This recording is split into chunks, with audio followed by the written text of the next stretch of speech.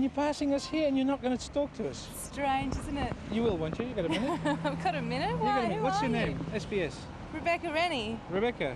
We're from Front Up on SBS, which is it's just a casual series of conversational documentaries. Well, I'm just heading over to the music shop to buy myself a sequencer.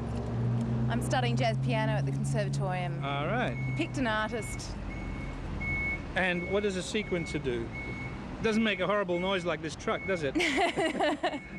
No, it doesn't. No, a sequencer, you program in the chords you want. Right. And it'll give you those chords back in any rhythm you would like. It'll give you them back in a mambo or a samba or a rock feel or a blues feel. Yeah. How long have you been playing piano? 25 years.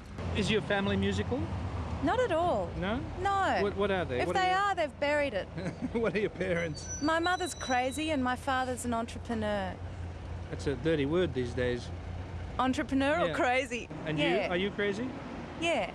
You're more crazy than sane. I think so. Yeah? Yeah, I have my sane moments. Yeah. Are you crazy? I hope so. Yeah, right. Crazy is certainly not a dirty word. Certainly hope so.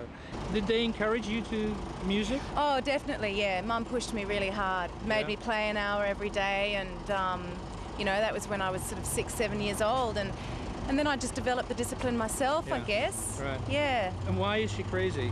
Or why did you say she's crazy? Oh, she's just a very modern woman, you know. She's fun-loving, mad party goer. She's not your average everyday kind of mum. Right. Has music has it always been there ever since you were a little child? Absolutely. It was classical before though. And a few years ago I picked up jazz and I've always written songs. It's just that they're getting better and better. Do you actually compose in your head when you're active? Yeah, I do. When I walk, I actually write a lot of stuff when I walk. But I find a lot of stuff comes to you in your sleep. Mm-hmm. You know, I often wake up in the middle of the night and go, oh, that line, you know, I've got to get that down. And I'll turn the light on and write it all down, yeah. And when you turn the light on, is there anybody there beside you? Yeah, there is. And they don't mind? No, they don't actually. They're quite tolerant of my my little creative attacks. Well, but that's why I presume you're in love? I'm not going to tell you whether I'm in love or not. Who knows? Who knows? What's Mystery love? of life. What the hell is love? Yes. Well, do you know? No, I don't No. really. Do you like this person? Oh, God, for God's sake, of course. Tell me what it was that you did to meet this friend of yours. I can't do that. Oh, really? No, because there's a camera here. And it's that much of a secret? It's not that it's a secret, it's just, I don't think it's very good look. Oh, right, okay. Are you going over to that shop? I'm going over to Eastside Music. Is that near here? It's right there. Yeah. Can we come with you and I'd love you watch to come you pick with a me. sequencer? Absolutely. If we don't get run over? Sure. Is this your own composition? Yeah, I guess you want me to sing to it? Yeah. I don't know what plant am I, but there's petals in my eyes, and they wither too soon. I wish I had wings to fly me thither. They just spin cocoon and wither, wither, wither, wither, wither. I could go on forever. I'd get me off right now if I were you. What is the piano that you usually I've play? actually got an upright Bösendorfer, lucky me. How did you get an upright Bösendorfer? Well, it was like a family heirloom, and I'm the only one who ended up playing the piano, you see, so I got it. It's quite a treat. It is a treat. It's supposed to be the best piano in the world, the Rolls Royce of pianos. It is, and it's not the grand. They made one series of uprights, and I'm so lucky. That's all. I'm just very lucky. Maybe this lady has a few moments to spare us. Hi. Yeah? We're from SBS. We just want to talk to you for a second. Yeah, what do you want to talk about? Where do you come from? Used to be Yugoslavia before. Why?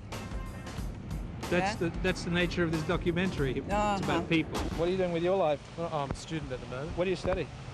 I'm studying creative writing. Are you? Yes, and I'm also doing matriculation at night and creative writing during the day. How come you're doing the study now? I mean, don't get me wrong, but you seem a little old to be a student. Oh no, we're always learning, but yes. I had a back injury at work. Right. And I found myself unemployable. So I've... What was the work you were doing at the time? Factory work. And yeah, I injured my back. I struggled on, tried to tough it out, but realised that wasn't the go. So I'm back in the school system. At what stage did you leave school? 15. So you had your school certificate? No school certificate, no formal education certificates whatsoever. Right. Why did you leave school? My father and mother broke up, so it was a domestic situation there. So that would have been a fairly traumatic time. Very traumatic time, and it's affected my life. It caused me a lot of heartache over the years, and it's taken a long time to get it together. But things come around. Would your life have gone on as it was going if you hadn't had the accident? Possibly. Yeah. Yeah, I think that it's very ironic, but the accident has actually helped me to get over a lot of my problems, because it's put me in contact with counsellors, people of that nature who have brought out a lot of deep-seated problems I had, rather than just the physical problems, but emotional psychological, problems. emotional problems. Yeah. So, how long ago did you have the accident? When I was 21, so that was over 10 years ago. And has the process been quite slow? Very slow, yeah. Did you get depressed? I used to get depressed a lot. I went through a long stage of depression. I was caught in the litigation trap as well. In what sense? Well, I applied to the courts for compensation for my back problem, and it just dragged along, and I felt that it wasn't helping me in real rehabilitation. Has it finalised now? Yes, it finalised just 12 months ago. So, do you feel the difference? Yes. There was a lot of stress involved in that. A lot of stress, and it really weighed down on me. It caused me to lose friends, caused me to alienate myself from my family. Yeah, that was a very traumatic time. Yeah, I think when a person gets hurt, they sort of get a bit paranoid that everybody doesn't like them and start to think that the world is against them. Did you feel very alone? Yeah, I think I felt a bit alone at times. But that once again might be me isolating myself, cutting myself off. Thinking that people are only people are interested. I got into the pattern of everything I was talking about was to do with the back problem. Oh, look, I can't do that anymore. Yes. So I could see them. They were withdrawing, Yeah. and I couldn't change I couldn't change my vocabulary. What I was talking about. Yeah. So I had to withdraw and read books and change my outlook, go different places. I must admit, when I first started this creative writing, because I was angry. I was still angry at the system. I thought I'd been given a raw deal. I thought that the world was against me. But since reading some good literature, having a positive person by my side, talking with other people, I've lessened that. That anger's sort of dissipated, and I'm starting to come together. I'm starting to write about good things, and I think I've got some insights there. I suffered for 10, 12 years going through this system of the litigation. Before that, it was a family bust-up. So I've got some insights there where I can maybe, if I could write it well, help other people to maybe avoid the traps that I'd fallen into. Do you think that perhaps for the first time, maybe in your entire life, you're in a positive and optimistic frame of mind? I think so. I think I can really smell the roses now. I just used to walk past them now, and I can hear the birds chirping in the trees. I've really had a good time to sit and think. I think that's one of the beauties of life. You get that chance to sit and think and really understand what's going on and start to understand yourself. what I doing here. Do you have a business here? You know what I doing here. You know that. What? Okay? You know. All right? You don't know. We don't know. What do you do now? I'm an underground sampler for a gold mining company. Does that mean you have to go underground? Yes. Yeah. Deep? Very deep, yes. Yeah. It's only a new mine though, so Yeah. it's not that deep at this stage. It's only about over a kilometre or so down. It's a long way down. Yeah, it is a long way down. And what do you have to actually do when you get underground? Well, the idea is when you've got development drives, to know what the value of each cut is when they Right. bore and fire it. You need to know how much it's worth, how much gold is in it. So by taking an assay across the face Yeah. and sending them away, you get the results back. It tells you how much money you've made with just that one cut. I'm not attracted to female stereotype jobs, so I go for these. Yeah. Like I've been a dump truck driver and I've sort of... all What this else? sort of thing. Well, before this, I just worked in an office as a little sort of nondescript person, I suppose, a clerk on the other end of a phone and pushing a pen, and wasn't very interested in that. So Yes. I So started doing this. was In the- '93, I moved into the mining industry. And when did you do dump truck driving? That was in '93. How do you get the job? I took voluntary redundancy from the office job that I was Yeah. doing, and I got my B-class licence, and I sent out probably 200 applications, and I just happened, one of my applications arrived on someone's desk at the right time. They were trying to integrate more females into their truck driving workforce. And you said, here I am. Yeah, so they picked me, so off Yeah. I went. And was it enjoyable? Did you enjoy it? Yes, I did. It's the boys were a little bit hard at Were first, they? yeah, They but gave you a hard- I think I've toughened up over the years. Yeah. When you say they were hard on you, what sort of things did you have to put up with? Mainly the scapegoat, blame it on the woman. Oh, the woman did this, so she's not doing very well. It's that sort of stuff, and not to mention the language and the what boys do, I suppose. Which today would have been classed as harassment, I Yes. suppose. Those were the days when they still had the naked girly posters. Yeah. And you didn't like that? Oh, I'm of the opinion that each to their own. It didn't offend me, but if there are people that Yeah. it does. The notion of a woman driving this dirty great beast. Did that feel good? Yeah, I like It that. That's wasn't- part of the attraction. Yeah. Because again, it's steering away from your stereotype Yes. female positions, Yes. and that's the attraction for me. Not to mention it pays a lot of money as well. I come from a family where the woman does the cooking and the washing, and I'm very opposed to that. So maybe that's where it all sort of came But from. were you opposed to it as you were growing up? Did you sort of Yes. see that and said, no, you shouldn't be doing this? Yeah, Did you tell your dad to do the washing up? yeah. There's a lot of tension in my home. Was there? Yes. Because of that? Yeah, I think so. Yeah. Do you have a partner? No, Have you? Why not? no one will You have said me. it so clearly. No one will have me. No one will have you. No, I think it's got something to do with because I work for 2 weeks. Yeah. Do 7 nights and 7 days, and I have a week off, so I sort of have come into Perth, or I go wherever I choose to. So that's probably I don't get a chance to meet anyone. But And would the boys that I work with are not of my liking. not your style. No. What would be your style? Oh, I like someone who's a little bit more refined. I think these are very coarse people who Right. work out there. Right.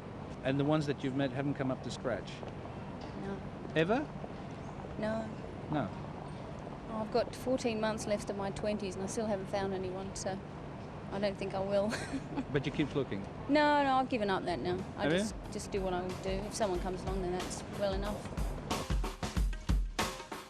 I am here for watching. Yeah? I like to help federal police if I could, Yeah. to help, to do things. Yeah. And in a side, maybe I have some nice men to find. You like men? I like watching here. I like Yeah. be here. Yeah. I'm here for a very long time. Sun-dried tomatoes, anchovies, black Yes. olives, chili and Napoli sauce. That sounds good. Look, it's Yeah. 5 to 4. Is it lunch or dinner? Lunch and dinner. Lunch and dinner. What do you do? Do. Yeah, I mean, why are you having lunch late or dinner early? You caught up? Basically just called up for the whole day. Yeah? This is the only spot during the day I can sort of try and grab something to eat, and hopefully I'll be able to grab something new. What's your business? Industrial relations. Industrial relations. Yeah. I know you don't. This is a silly thing to say, but you don't look like an industrial relations consultant, I work for a unit. do you? Yep. Well, that's is that a career or is it? Oh, well, career, Yeah. personal, Yeah. the whole bit. Yeah. You have a family? No, your own family? Yeah. They prefer Melbourne. How many That's kids why have you got? it's- Oh, a couple of boys. 2 boys. Yeah. Is your life ordinary? Oh, yeah. Is yeah, it? Yeah. Do you regard boring, it as boring? Boring, ordinary. Would you like to change it? No, that's the funny part about You it, isn't it? wouldn't. You know, you're lodged in a sense of security in the stuff you know and you do. Yeah. And I suppose even if sometimes things get hard or boring, Yeah. normally most people are in something they want to be in, they want to stay in. And, you know, sort of the sort of stuff I do and the sort of life I'm in, I'm pretty happy with. Would you say you were sort of a average, happily married husband, father, and union organiser? No, definitely not. I've done exactly what most union organisers have done, is go through marriage trauma and re-enter into another marriage and relationship. Something to do with the job, do you think? Oh yeah. I mean, you can't work on all hours, particularly when there's problems going. I mean, you've got all sorts of shifts, you've got all sorts of problems. It doesn't matter whether you start at 7 o'clock one morning and finish at 12 o'clock that night. The possibility is that you'll be up and going at 6 o'clock the next morning. How long have you been married now the second time? Oh, just on 2 years. And so far, have the tools been working? Yeah, Yeah. fine. You Fine. could- Somebody who's involved in industrial relations as well, and it works So she out. understands. Yeah, yeah. Well, I was the one waiting at home last night. When did she get home? Oh, I think about 10:30 or something. Yeah, there I was doing the washing up, ironing. Yeah. What a load of bullshit. That's nice. The things when you get a break, what do you do? What's the balancing act? You know, what is it to counteract the work? Well, traditionally it's go and have a few beers, but I'm sort of turning more to personal fitness and spending a bit of time on my own, you know. Yeah. And a lot more people are doing this sort of stuff within the union and taking a bit more care of themselves. Yeah. Because traditionally you don't. Yeah. You just sort of let it all bound up and come into a pile and finish work around 9 o'clock and you go and have a few beers and you think, oh God, well, you know, start again. No crisis, no midlife Oh, I've crisis. already done that bit. Have you done that? Yeah, I'll probably go back for a second one. You liked it so much you'll do it again. What did you do the first time? Oh, I mean, like everybody else, just basically go in a heap Yeah. and then with the help of quite a few friends, pick myself back up again. When you say we went in a heap, that sounds like it was sort of like a sudden terror that, my God, I'm getting old. Was that it, or was it sort of like wanted to hang on to your youth and?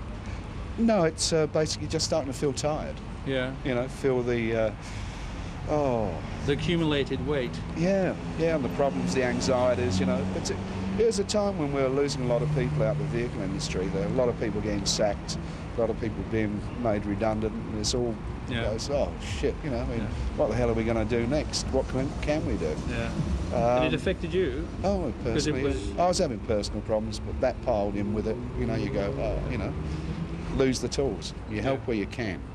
You realise that you do have your limits, and try not to, how can I say, extend them too much. That's a bit of the wrong way of putting it. Is that not overused too much in one day, basically? But it's just that there's a time to pull back into yourself, keep doing your job, pull back into yourself, yet still be able to give yourself, you know? Not lose your humanity or your sense of purpose that goes with it.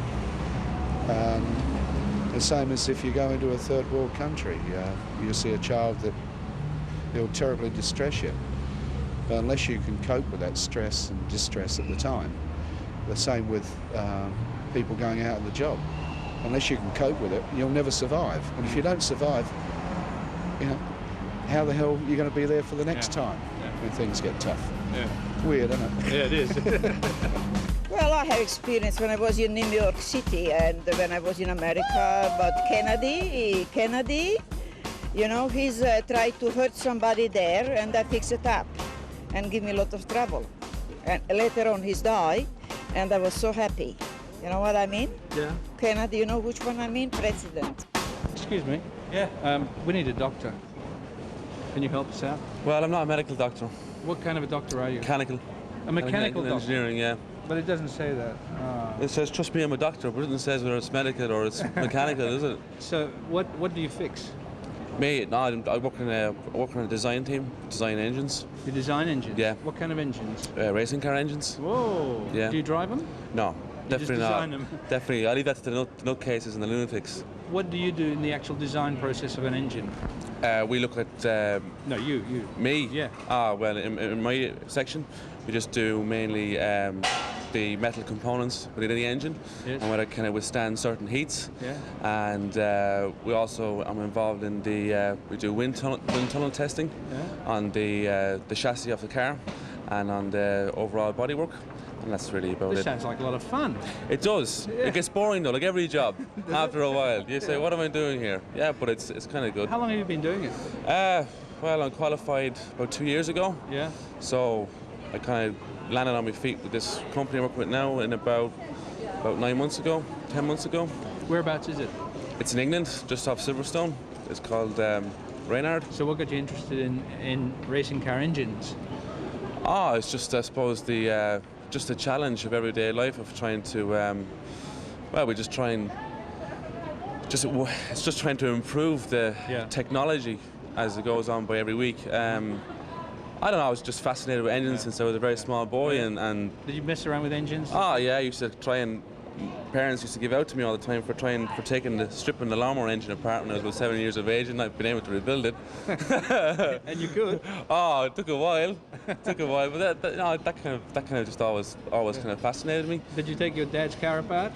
No, he didn't. I once took his car that was about 15 years of age and I shouldn't have. Yeah. Took it for a drive.